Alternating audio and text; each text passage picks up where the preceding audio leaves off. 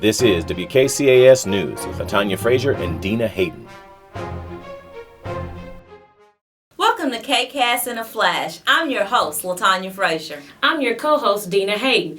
This is the place where we provide you with the headline stories of Jefferson County Public Schools. We're continuing to make wonderful shifts in literacy and in math. We've definitely made shifts this year. We went from 4.10 in literacy and math to KCAS. That's right, Common Core standards for all. I love that our nation is working to make education equitable for all. Today we'll be discussing two important shifts for math and literacy.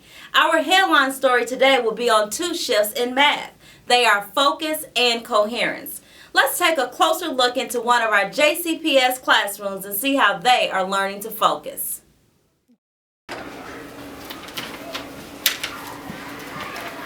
Hi, Miss Frazier. How are you? I'm doing great.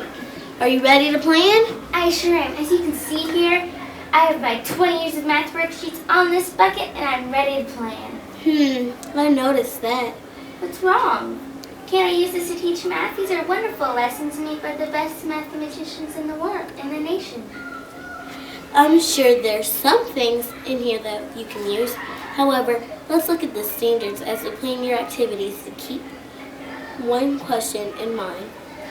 What key standard does this activity address? Wow, look at what we were able to organize these files in such a short amount of time.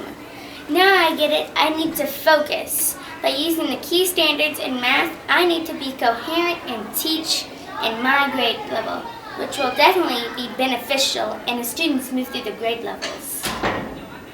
Focus definitely was a challenge, but I really get it now. I need to focus on these key standards, which will show me the major work on the grade levels.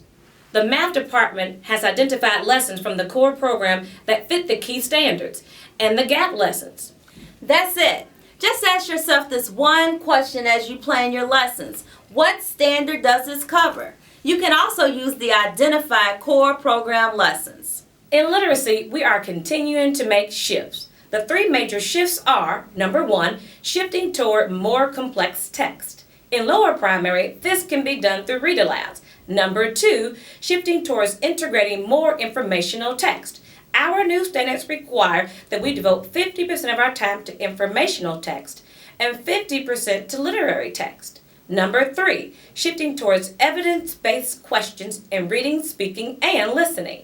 Our focus is now to level the playing field by not solely relying on their background knowledge, but on information derived directly from the text. Ways to meet the shifts.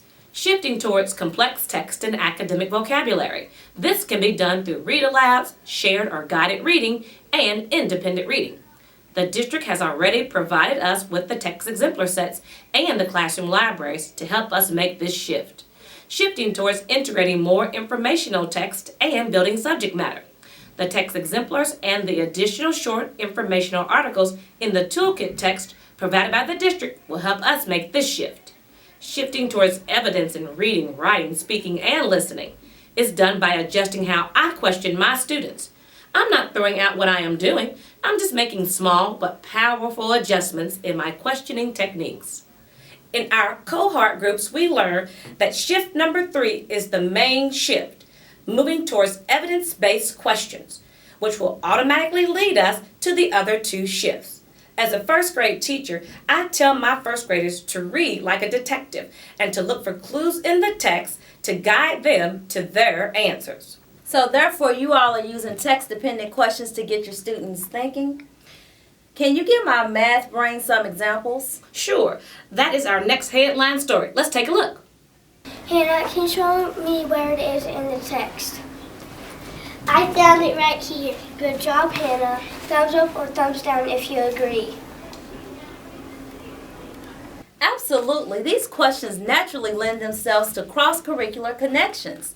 We also constantly ask our students to prove their thinking in math, science. Well, basically, we do this for all content areas.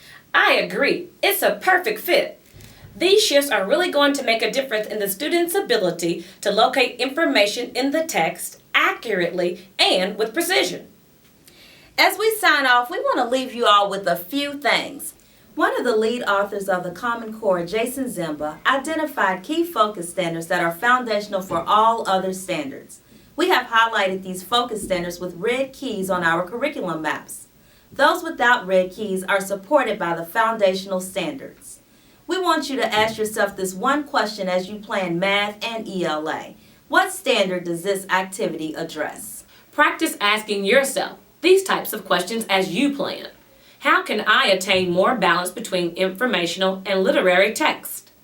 How am I ensuring that I am providing all students, regardless of their care and reading level, access to complex text? How am I questioning my students so that they truly understand the text? Good evening from your KCAS and a Flash anchors. Until next time. Good evening.